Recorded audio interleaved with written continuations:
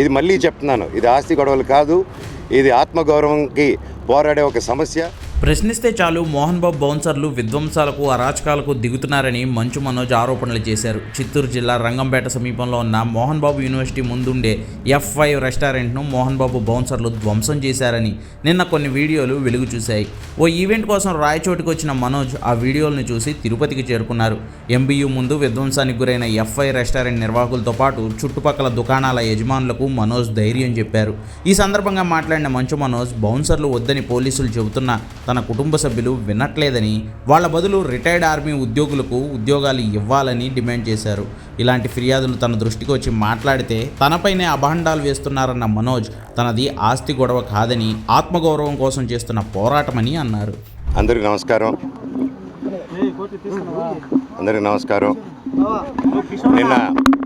నిన్న నేను రాయచోటికి వెళ్ళడం జరిగింది. రాయచోటికి వెళ్ళి అక్కడ ఒక ఈవెంటు, ఒకరు సినిమా తీసి ఎంతో కష్టపడి సినిమా తీస్తే మన రాయలసీమ ప్రాంతం నుంచి అక్కడ నన్ను మాట్లాడతా నిన్న వాళ్ళు ఫంక్షన్కి, మూవీ ఫంక్షన్కి నన్ను పిలిస్తే నేను తప్పకుండా వస్తానని చెప్పి రాయచోటికి వెళ్ళడం జరిగింది. వెళ్ళి ఆ రోజంతా నేనంతా అక్కడ టైం స్పెండ్ చేసి ఈవినింగ్ ఫంక్షన్ చూసుకొని అక్కడ ఆ ఫంక్షన్లో కూడా నేను మాట్లాడడం జరిగింది, తొక్కుదామని చూస్తున్నారని. ఎందుకురా వీడు ఆడియో ఫంక్షన్కి వచ్చి, ఇది ఒక ట్రైలర్ టీజర్ లాంచ్కి వచ్చి, ఒక మంచి మూవీ ఫంక్షన్కి వచ్చి ఎందుకు ఇది అన్నాడు. ఎందుకన్నానంటే అన్న, నేను అక్కడికి వెళ్ళి ఫంక్షన్కి స్టేజ్ ఎక్కక ముందు నేను ఈ ప్రాంతంలో ఉన్నానని చెప్పి, ఇక్కడ ఎవరైతే మనకు సపోర్ట్గా ఉన్నారో, ఎవరైతే కొంచెం గొంతు విప్పి కొంచెం ముందుకొచ్చి నాకు లెటర్లు పంపించి ఇక్కడ జరిగే అన్యాయాలు చెప్తున్నారో వాళ్ళ మీద దాడులు మొదలుపెట్టారు ఎప్పటి నుంచో. ఆ దాడులు బయటికి చెప్పుకోలేరన్న ఇక్కడ. ఎందుకంటే ఎన్నో కోట్లు పెట్టి వాళ్ళ పొలాలు కొనుక్కొని, కొంతమంది ఇక్కడే వాళ్ళ పొలాల మీద బిల్డింగ్లు కట్టుకొని, ఎన్నో కోట్లు ఖర్చు పెట్టి లోన్లు తీసుకొని బిల్డింగ్లు కట్టుకొని వచ్చే డబ్బు మీద, వచ్చే ఫీజుల మీద, వచ్చే హాస్టల్ రెంట్ల మీద బ్రతుకుతున్నారు. అలాగే వాళ్ళకు వచ్చేది అన్న దాంట్లో నుంచి హేమాద్రి నాయుడు వీళ్ళందరూ కలిసి కొట్టి బెదిరించి ప్రతి ఒక్కరి దగ్గర డబ్బు వసూలు చేస్తున్నారు, పర్ స్టూడెంట్కి ఇంత అని చెప్పి.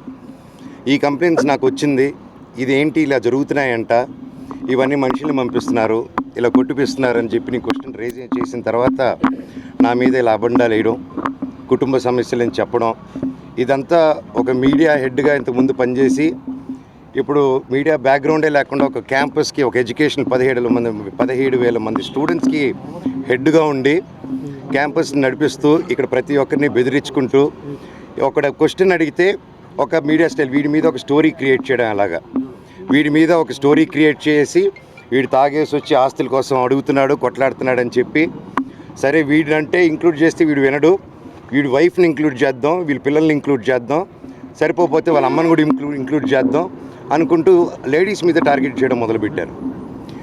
ఇక్కడ వాళ్ళందరికీ ఏమైపోయింది, అయ్యో హైదరాబాద్లో మనోజ్ని ఇంత ఇబ్బంది పెడుతున్నారు, మనోడిని అతన్నే అంత ఇబ్బంది పెడుతుంటే మనల్ని అసలు లెక్క చేస్తారా ఇక్కడ అనేసి ఒక స్ట్రాటజీలో వెళ్తున్నారు వీళ్ళు. అన్న, నా సైడ్ నిజం ఉంది, వాళ్ళ సైడు నిజం లేదు, వాళ్ళని ఒక్క ప్రూఫ్ ఇమ్మనండి, నా దగ్గర అన్ని ప్రూఫ్లు ఉన్నాయి. సో ఇది ఆన్గోయింగ్ ఇష్యూ. ఇది మళ్ళీ చెప్తున్నాను, ఇది ఆస్తి గొడవలు కాదు, ఇది ఆత్మగౌరవంకి పోరాడే ఒక సమస్య. ఇది ప్రతి ఒక్క ఆత్మగౌరవం, ఇక్కడికి వచ్చే ప్రతి ఒక్క పల్లెటూరు మనిషిది, ప్రతి ఒక్క ఊరు మనిషిది, ప్రతి ఒక్క స్టూడెంట్ది, ప్రతి ఒక్కరి ఆత్మగౌరవం. తెలంగాణ గవర్నమెంట్లో నేను వెళ్ళి వెంటనే కంప్లైంట్ చేయగానే డీజీ గారికి, మా కమిషనర్ సుధీర్ బాబు గారికి, అలాగే మా పాటి షరీఫ్ సిఐ, ప్రతి ఒక్కరికి సిఐ గారికి, ప్రతి ఒక్కరికి మేము గురువారెడ్డి గారికి, ప్రతి ఒక్కరికి మేము అక్కడ విన్నపం చేసి ఆ బౌన్సర్ది మీరంతా టీవీల్లో చూశారు అక్కడ. కాబట్టి బయటకు వచ్చేసింది, అప్పుడు ప్రెస్లో వచ్చింది కాబట్టి అందరూ ధైర్యం చేసి చెప్పారు కాబట్టి కోర్టు నుంచి ఆర్డర్స్ వచ్చి బౌన్సర్స్ ఉండకూడదని చెప్పి కమిషనర్ గారు కూడా స్ట్రిక్ట్ ఆర్డర్స్ ఇచ్చి అక్కడ కంట్రోల్ చేయగలిగారు. నేను లాస్ట్ టైం ఇక్కడికి వచ్చినప్పుడు, గొడవలకు వచ్చినప్పుడు నేను క్లియర్గా నేను చెప్పాను, సిఐ గారికి, డిఎస్పీ గారికి క్లియర్గా చెప్పాను, సార్ ఇలా ఉందంటే వాళ్ళు ఇమీడియట్గా యాక్షన్ తీసుకొని కంట్రోల్ చేశారు అప్పుడు ఇష్యూని. దానికి నిజంగా thank you very much sir, ఇమీడియట్గా రెస్పాండ్ అయినందుకు. ఈరోజు నిన్న జరిగిన ఇష్యూలో టక్కని ఒక 10 మంది, నేను కరెక్ట్గా స్టేజ్ ఎక్కక ముందు కాల్స్ వచ్చింది నాకు, అన్న కూడా పక్కనే ఉన్నారు, టక్కని కాల్స్ వచ్చింది, ఇలాగ మన అనిల్ని F5లో అందరూ బౌన్సర్స్ అన్నందులో ఒక 16 మంది కర్రలు, కటార్లు, రాడ్లతో వచ్చి ధ్వంసం చేశారు. ఎందుకంటే కొద్ది రోజుల క్రితం ఈయన మన క్యాంపస్లో ఉన్నప్పుడు వినయ్ గారు పలువురు చాలామందితో అదే హెడ్స్తో కూర్చొని అందరూ హాస్టల్స్ కూర్చొని చెప్తూ ఉంటే ఈయన నిలబడి, సార్ ఇక్కడ టెర్రరిస్టులు లేరు, పిల్లలే, ఇంత బౌన్సర్స్ ఎందుకు సార్, వాళ్ళు కొంతమంది బౌన్సర్స్ రాత్రి అయితే తాగేస్తున్నారు, ఇక్కడ గొడవలు చేస్తున్నారు, దయచేసి వాళ్ళతో ఇవి అవుతుంది, ప్రొఫెషనల్ సెక్యూరిటీ గార్డ్స్ని పెట్టండి సార్, ప్రొఫెషనల్ ఆర్మీ వాళ్ళని పెట్టండి సార్, ఆల్రెడీ ఆర్మీ వాళ్ళు కొంతమంది ఉన్నారు, ఇంకా పూర్తిగా వాళ్ళని పెట్టి డిసిప్లైన్గా ఈ అలవాట్లు లేని వాళ్ళని సెలెక్ట్ చేసి పెట్టాలి ఇంతమంది స్టూడెంట్స్ ఉన్నప్పుడు. నేను ఫస్ట్ నుంచి ఒకటే చెప్తున్నా, మా ఏరియాలో ప్రతి ఒక్కరిని భయభ్రాంతులతో గురి చేస్తున్నారు. సో మళ్ళీ చెప్తున్నాను, ఇక్కడ వీళ్ళని ప్రతి ఒక్కరిని ఇప్పుడు ఈరోజు కొట్టు మూసుకొని పారిపోయాడు, మీరు నోటీస్ చేస్తే నేను గొడవ అయిన వెంటనే సీసీటీవీలు లాక్కొని వెళ్ళడం, హైదరాబాద్లో కూడా నా ఇంట్లో నుంచి సీసీటీవీలు లాక్కొని వెళ్ళడం, ఎక్కడే గొడవ జరిగినా సీసీటీవీలు లాక్కొని వెళ్ళడం. సో ఇది ఆనవాయితీ అయిపోయింది. So as it is same repeat అవుతుంది ప్యాటర్న్. దయచేసి నేను రిక్వెస్ట్ చేస్తున్నాను, ఎమ్మెల్యే గారిని కూడా నేను ట్రై చేశాను, సార్ నానిగారు మీకు నమస్కారం, ఇక్కడున్న ప్రతి ఒక్కరూ మీకు సపోర్ట్ చేసి ఓట్లు వేశారు సార్, అండ్ మీకు తెలుసు ప్రతి ఒక్కరు నిలబడి సపోర్ట్ చేశారు, ఇక్కడ ప్రజలందరికీ మీ సపోర్ట్ కావాలి sir, we are doing a good governance. ఇక్కడ కూడా ఈ సమస్యలు మీ దృష్టికి తీసుకొస్తున్నాను, తీసుకొచ్చి ఇక్కడ మన వాళ్ళకి ప్రతి ఒక్కరికి సేఫ్టీ కలిగండి సార్, అంతే. ప్రతి ఒక్కరికి మీరు ధైర్యం ఇవ్వండి, నేను అడిగేదాన్ని ఏమి ఇవ్వకండి, వాళ్ళకి ధైర్యం ఇవ్వండి. ఇలా పోలీస్ సిబ్బంది ఉంది, మీరున్నారు, గుడ్ గవర్నెన్స్ ఉందని నిన్ను నమ్ముతున్నాను, అది కూడా ఇక్కడ ప్రజలు నమ్మేలాగా చేద్దాం మనం. గత 5 yearsగా, గత కొద్ది సంవత్సరాలుగానే వీళ్ళని 3-4 yearsగా అసలు ఎలా ఉందంటే 3 years బ్యాక్ ఇలా లేదండి. ఎప్పుడు నాన్నగారు ఇది చూసుకునేంత కాలం ఇది ఇలా లేదండి. ఆయన 10 మందికి హెల్ప్ చేయాలని స్టార్ట్ చేసిన క్యాంపస్ 3 years నుంచి ఏమైందో తెలియదు. ఎందుకు ఇలా ఎవరు మేనేజ్మెంట్కి వెళ్ళిందో ప్రతి ఒక్కరికి తెలుసు మీకు. సో దయచేసి please look in to it. ఈ బౌన్సర్స్ని అంతా ఎండ్ చేయండి. ఇది వీళ్ళకి కూడా దెబ్బలు తగిలింది. ఇప్పుడు ఆయన ప్రాణభయాలతో ఆఫ్ చేసుకొని ఆయన ఎక్కడికో వెళ్ళిపోయాడు. ఆయనకు కూడా ఫోన్స్ వచ్చి బెదిరింపులు జరిగాయి. ఆయన కూడా ఇది కొట్టిన తర్వాత, ఇదంతా అయిన తర్వాత క్యాంపస్లోకి తీసుకెళ్ళి వాళ్ళందరూ బెదిరించారంట.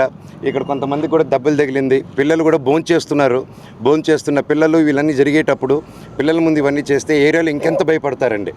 ఇది కేవలం ఇంటిమిడేషను, ఇది అంతం చేయాలి. దయచేసి మీ అందరూ రిక్వెస్ట్ చేస్తున్నాను. అలాగే విష్ణు గారు, వినయ్ గారు కూడా ఈ విషయాన్ని సీరియస్గా తీసుకొని దయచేసి ప్రేమను పంచండి, ప్రేమతోనే డీల్ చేద్దాం. మనమంతా ఒకటి, మనంతా ఒక కుటుంబం. హేమాద్రి నాయుడు అనేసి మెయిన్ అండి. ఆయన ఇక్కడ వినయ్ మహేష్ గారు ఆధ్వర్యాన్ని వచ్చిన తర్వాతే మళ్ళీ హేమాద్రి నాయుడు మా బంధువు కూడా అవుతాడు. ఆయన లీడర్షిప్లో ఆయన ఇక్కడ అందరిని కొట్టుకుంటూ, ఆయన తిరుపతిలో కూడా హాస్టల్స్ కట్టుకొని ఉన్నాడు ఆయన హ్యాపీగా. అండ్ ప్రతిదీ తెలుసు వాళ్ళు చేసేది. అండ్ ఇక్కడ ఆయన ఆధ్వర్యంలో, వీళ్ళిద్దరు ఆధ్వర్యంలో అందరూ వస్తున్నారు, కర్రలతో కొడుతున్నారు. పోలీస్ కర్రలు ఉంటాయి వాళ్ళ దగ్గర, రోడ్డుల్లోనే ఇక్కడ తిరుగుతారు, అంత దాంకోరు, బయటే ఉంటారు అందరూ. మీరు చూస్తే మీరు ఎక్కడికి వచ్చారు, కాన్సార్కి వచ్చారా, ఎక్కడికి వచ్చారని ఉంటుంటుంది మీకు. అదండి, నేను మిగతాది ఇంకెక్కువ మాట్లాడకూడదు. నేను స్టేషన్కి వెళ్ళి సిఐ గారు, డిఎస్పీ గారు న్యాయం చేస్తారని చెప్పారు. నేను ఇక్కడ భయపడే వాళ్ళందరినీ తోడు తీసుకెళ్తున్నాను. వాళ్ళు తోడుగా వెళ్ళి వాళ్ళే కంప్లైంట్ పెడతా అన్నారు. సో నేను